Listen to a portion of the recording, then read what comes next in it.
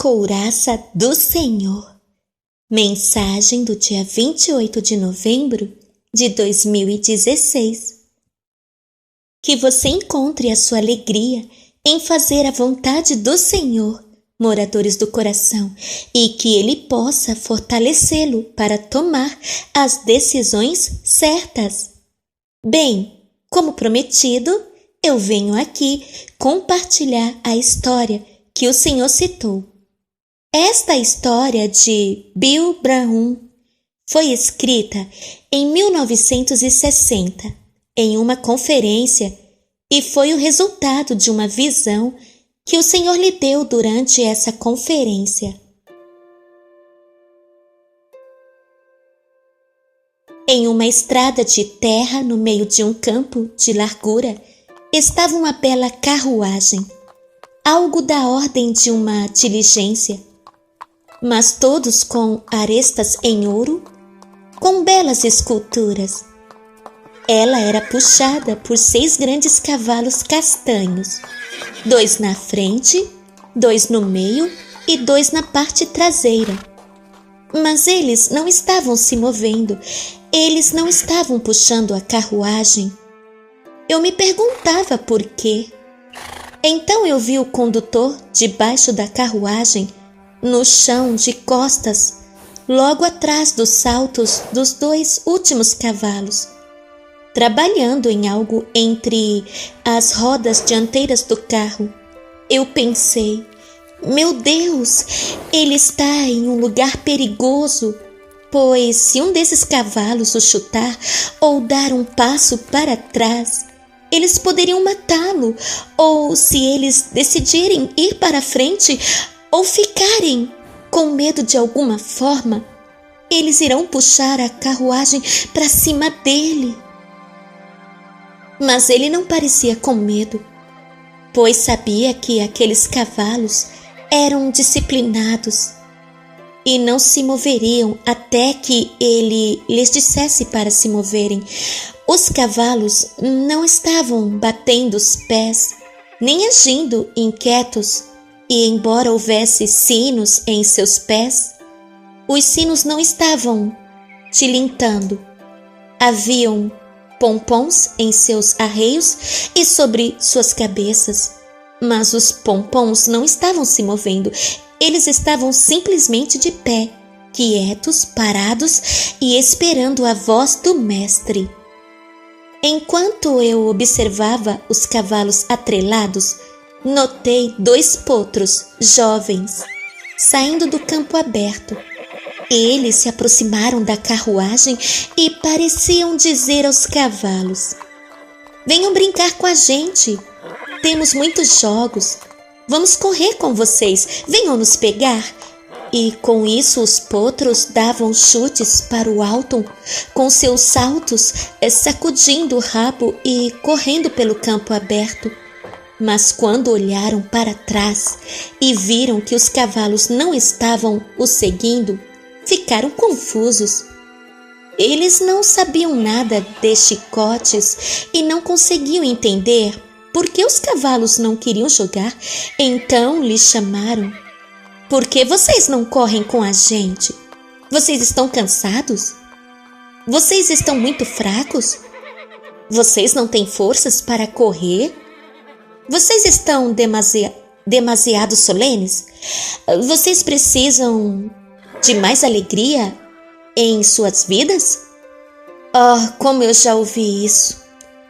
Mas os cavalos não responderam nenhuma palavra, nem carimbaram seus pés ou mexeram as suas cabeças. Mas eles estavam silenciosos e imóveis, esperando pela voz do mestre. Novamente, os potros chamaram a eles: por que vocês estão tão parados no sol quente? Venham aqui na sombra dessa árvore agradável. Vejam como verde é a grama. Vocês devem estar com fome. Venham se alimentar com a gente. É tão verde, tão bom. Vocês estão com sede. Venham beber de uma das nossas muitas correntes de água fresca e limpa. Mas os cavalos responderam com não. tanto com um piscar de olhos e ficaram parados, esperando o comando para irem à frente com o rei. E então a cena mudou e eu vi laços caírem em torno dos pescoços dos 2 potros. E eles foram levados para o curral do mestre para treinamento e disciplina. Como foi triste para eles que viram os belos campos verdes desaparecendo. E eles foram colocados no confinamento do curral da terra marrom e cerca alta. Os potros corriam de cerca a cerca em busca de liberdade, mas descobriram que estavam confinados a este local de formação. E então o instrutor começou a trabalhar com eles, com seu chicote e seu freio. Que morte para os cavalos que tinham sido toda a sua vida acostumados a uma tal liberdade. Eles não podiam entender a razão para essa tortura, essa terrível disciplina. Que grandes crimes tinham feito para merecerem isso? Mal sabiam eles da responsabilidade que devia ser deles quando tinham se submetido à disciplina, aprendendo a obedecer perfeitamente o mestre e concluindo a sua formação.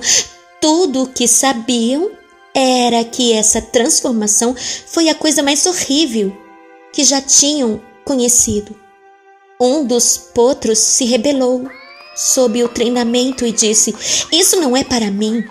Eu gosto da minha liberdade, minhas colinas verdes, meus ribeiros de água doce. Eu não vou tomar mais deste confinamento, esse treinamento terrível." Então ele encontrou uma saída, pulou a cerca e correu feliz de volta para os prados de grama e ficou surpreso que o mestre havia o deixado ir e não foi atrás dele. Mas ele dedicou sua atenção para o potro restante. Este potro, embora tivesse a mesma oportunidade de escapar, decidiu submeter sua própria vontade e aprender os caminhos do mestre, e o treinamento ficou mais difícil do que nunca. Mas ele estava rapidamente aprendendo mais e mais como obedecer ao menor desejo do mestre e responder até mesmo à tranquilidade de sua voz. Eu vi que se não houvesse treinamento, nenhum teste, não haveria nem submissão, nem rebelião de nenhum dos potros, pois no campo eles não tinham opção de se rebelar ou se submeter. Eles estavam sem pecado em sua ignorância, mas quando levados ao lugar da prova, do treinamento e da disciplina, manifestou-se então a obediência de um e a rebelião que estava oculta no coração do outro. E embora parecesse mais seguro não chegar ao lugar da disciplina, por causa do risco de ser encontrado rebelde, contudo eu vi que sem isso não poderia haver partilha de sua glória sem filiação. Finalmente, este período de treinamento estava terminando. Ele estava agora recompensando com sua liberdade e enviando de volta para os campos? Ah, não, mas um confinamento maior do que nunca ocorreu agora, quando uma armadura caiu sobre seus ombros. Agora ele descobriu que não havia sequer a liberdade de correr pelo pequeno curral, pois com a armadura ele só podia se mover onde e quando seu mestre falava, e a menos que o mestre falasse, ele ficava parado. A cena mudou e eu vi o outro potro em pé ao lado de uma colina, mordiscando um pouco de grama. Em seguida, através dos campos, a estrada chegou. A carruagem do rei, puxada por 6 cavalos. Com espanto vi que na dianteira, no lado direito, era seu potro irmão, feito agora forte e maduro, sobre um bom milho, no mestrado estável. Ele viu os lindos pompons tremendo ao vento, notou o brilhante cinto dourado do irmão, ouviu o belo tilintar dos sinos em seus pés, e a inveja entrou em seu coração. Assim ele queixou-se a si mesmo: por que meu irmão foi tão honrado Estou negligenciado. Eles não colocaram sino nos meus pés, nem pompons na minha cabeça. O mestre não me deu a maravilhosa responsabilidade de puxar sua carruagem. Nem colocou sobre mim o cinto de ouro, porque eles escolheram meu irmão ao invés de mim. E pelo Espírito a resposta veio para mim enquanto eu observava, porque alguém se submeteu à vontade e à disciplina do mestre, e um se rebelou, assim foi escolhido, um e outro posto de lado. Então eu vi uma grande varredura seca em todo o campo, e a grama verde se tornou inoperante, seca, marrom e quebradiça. Os pequenos riachos de água secaram, pararam de fluir e haviam apenas em pequenas poças de lama aqui e ali. Eu vi o pequeno potro, fiquei espantado que nunca aparentasse crescer ou amadurecer, enquanto corria aqui e ali pelos campos à procura de fluxos frescos e verdes pastos, nada encontrado. Ainda corria aparentemente em círculos, sempre à procura de algo para alimentar seu espírito faminto, mas havia uma fome na terra, e as ricas pastagens verdes e correntes de onde não devia ser atingidas. E um dia o potro estava na encosta sobre pernas fracas e bambas, querendo saber para onde ir para encontrar comida e como obter força para ir. Parecia que não adiantava nada, pois a boa comida e as correntes eram coisa do passado, e todo o esforço para encontrar mais só tributava sua força decrescente. De repente ele viu a carruagem do rei vindo pela estrada, puxada por 6 grandes cavalos, e ele viu seu irmão, gordo e forte, músculos ondulados, elegante e bonito.